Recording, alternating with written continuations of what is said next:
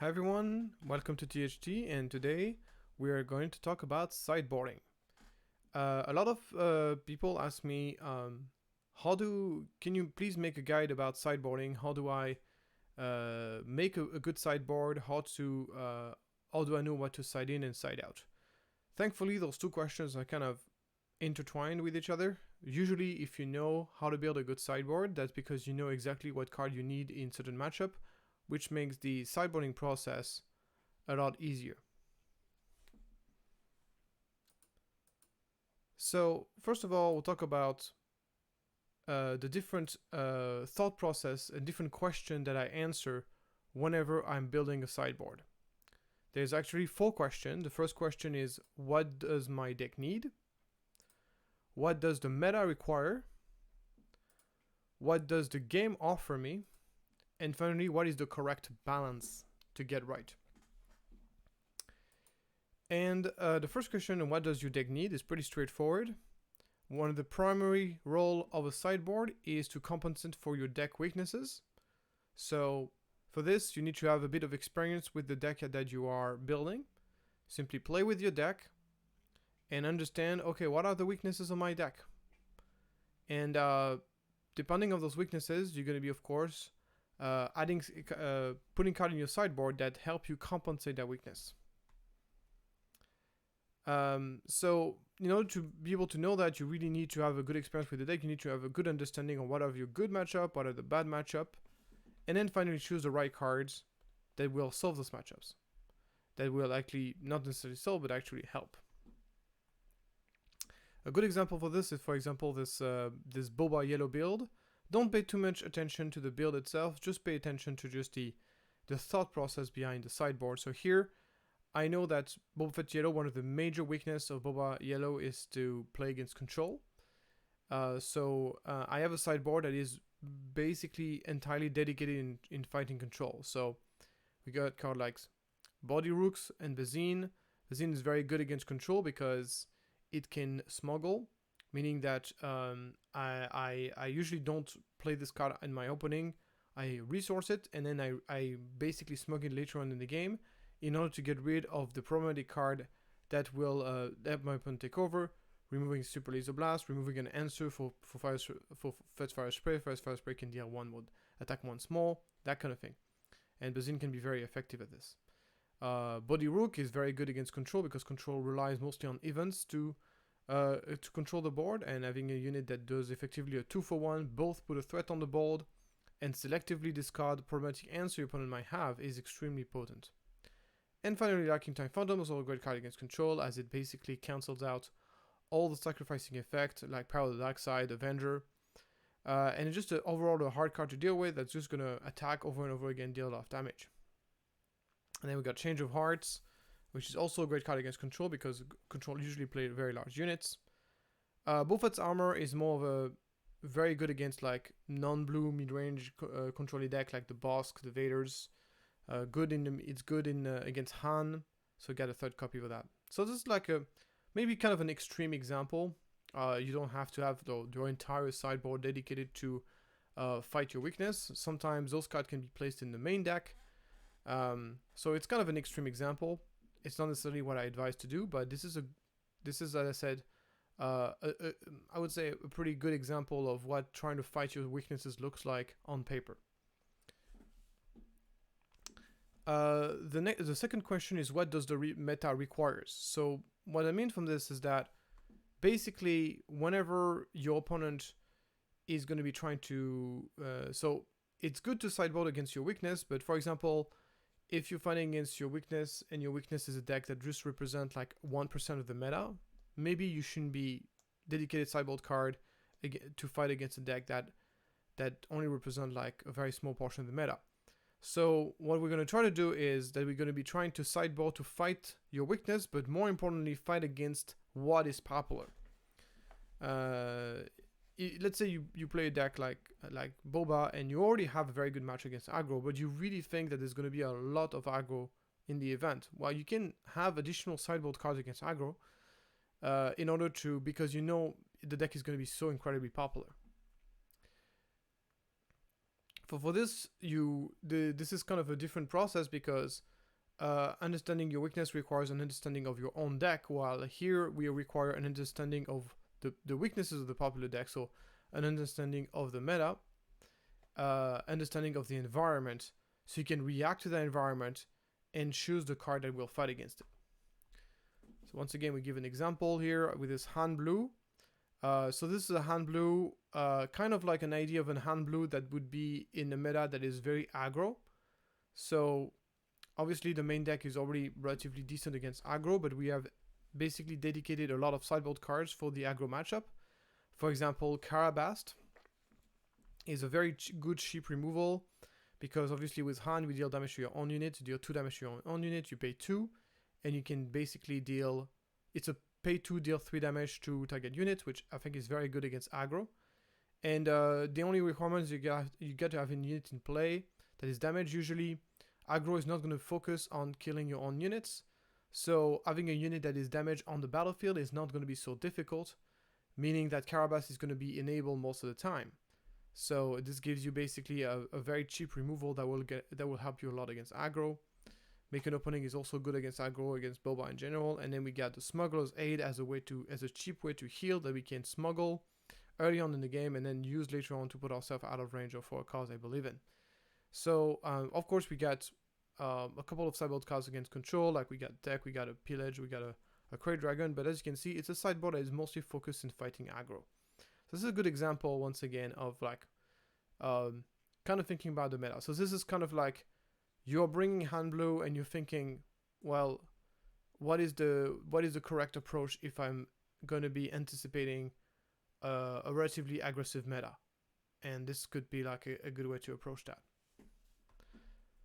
The third question is obviously, what does the game offer you? So sometimes it's not so much about what is the meta, it's not so much about what is your weakness, and sometimes just, hey, what is available? What cards are available to me? What options are available to me?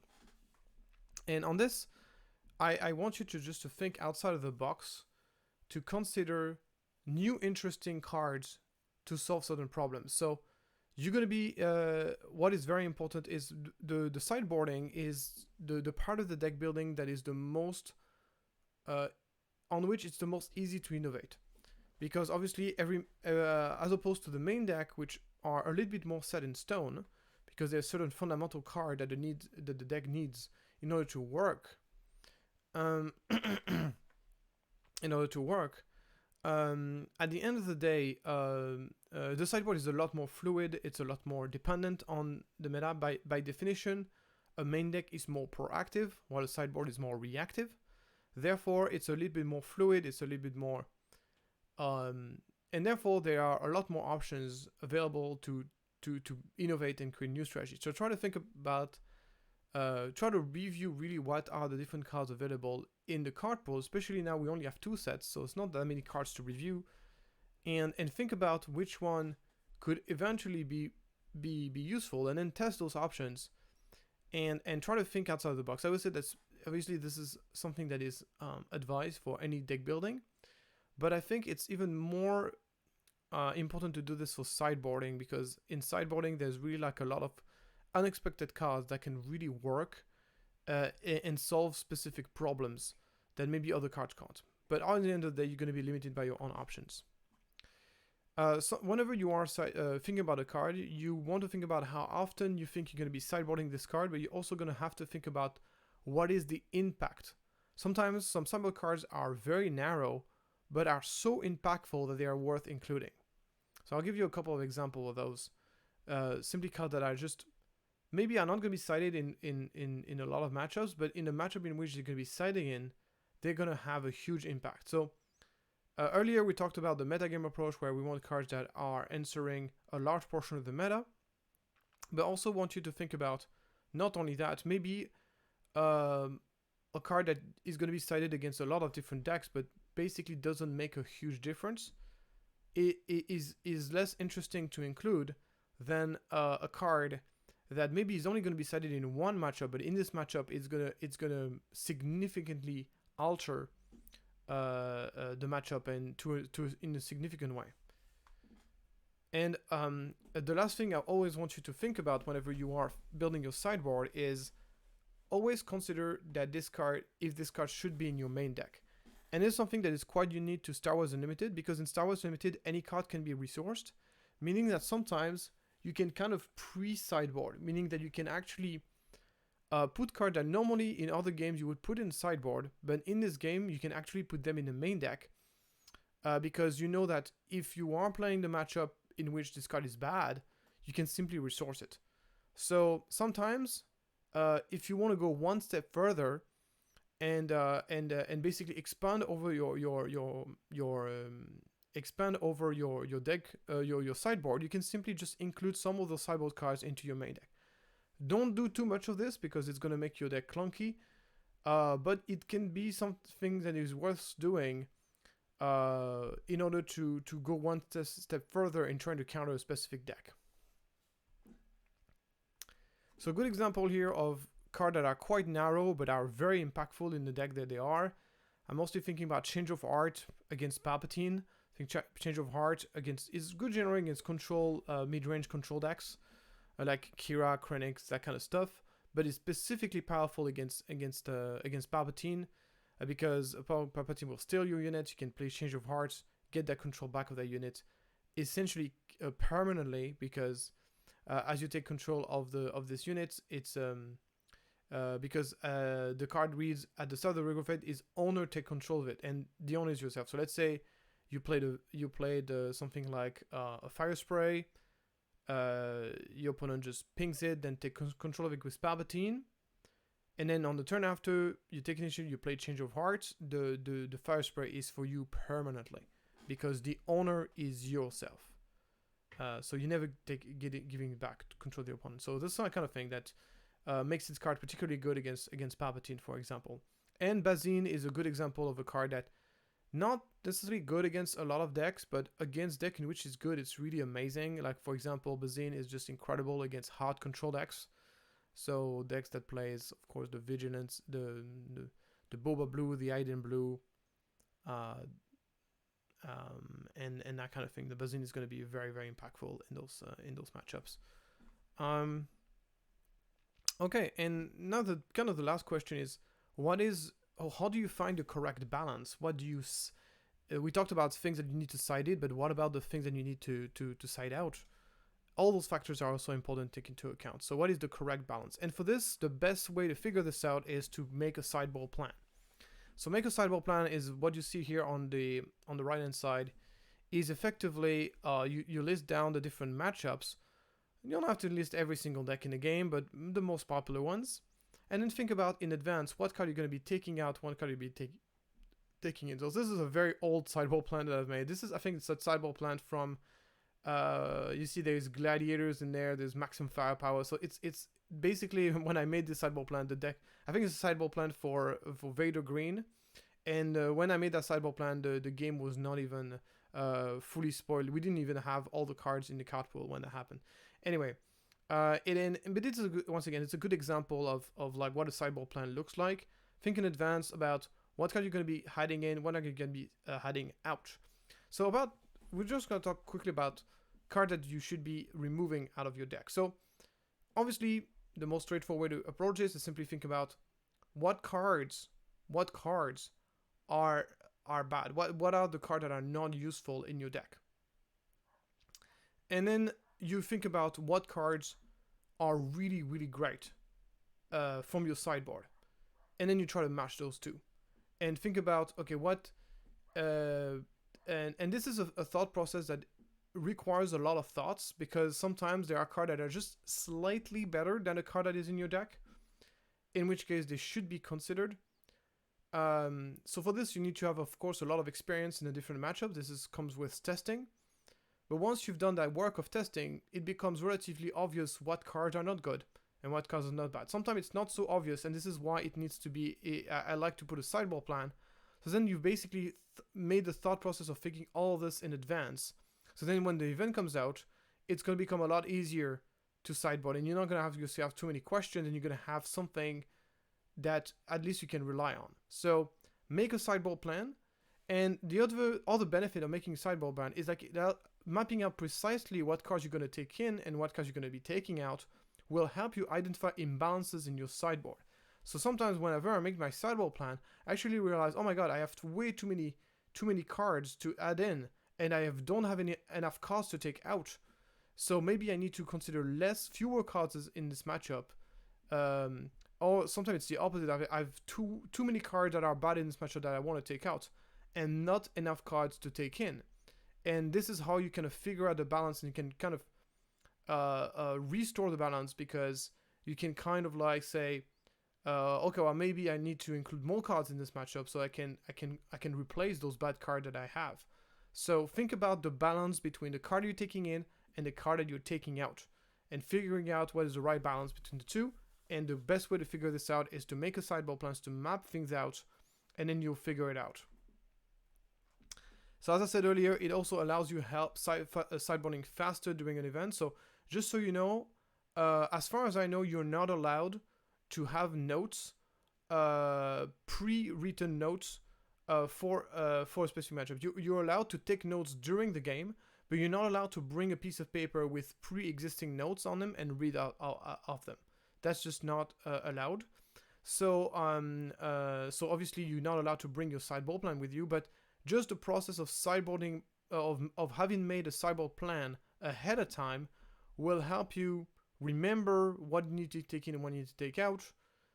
Even though once again, every deck is slightly different, and of course you need to adapt your strategy and your sideboard plan depending on the reality. For example, you're playing a deck that you're playing against a Sabine deck that doesn't run any Dark Sabers, and maybe you shouldn't be running. Maybe your most Sabine Green players play Dark Sabers, but if you play against a Sabine Green that does play Dark Sabers, maybe you should include some anti-upgrade that normally maybe you should not include some of the anti-upgrade that you initially thought you needed. Things like this. So it is something, but it will help you sideboarding faster during the event. Remember, and once again, ahead of time, it actually helps you build your sideboard and figure out the right balance about the card you're taking in and the card you're taking out. And of course, the last advice is to not forget to play test. Always play test, especially if you're going to be playing sideboard cards that are a bit out of the ordinary, which I strongly advise to do to some extent, whenever it's possible and relevant to do so. Because obviously, out of the wood, sideboard card can really surprise the opponent and have this kind of effect of surprise that can be. And as I said, making innovations in the sideboard is far easier than making innovations for the main deck most of the time. So, and obviously, if you make those kind of out of the wood cards, you need to, of course, playtest even more. So don't forget to playtest, and this will help you figure out what card. I have an understanding of the matchup. I have an understanding of what card you should never take out, and the card you should always the card that you often take in. Another thing about sideboard plan that is very useful that I forgot to mention is, if you have a sideboard card that you're basically adding in every single matchup, sometimes this happened to me, it's like, oh yeah, this is a card I basically add in almost every matchup, then maybe this card should be part of your main deck. That's like another kind of interesting factor. So here, for example, a good example here, we got Maximum Firepower. I'm adding Maximum Firepower in almost every matchup. All those 4 matchups. Except the look red. So maybe Maximum Firepower should be part of the main deck. Maybe. I don't know. It's just an example. So yeah, and don't forget to play this. So I hope this guide was helpful, and we'll see you next time for another video. And once again, please guys, like and subscribe to support the channel, and I'll see you next time.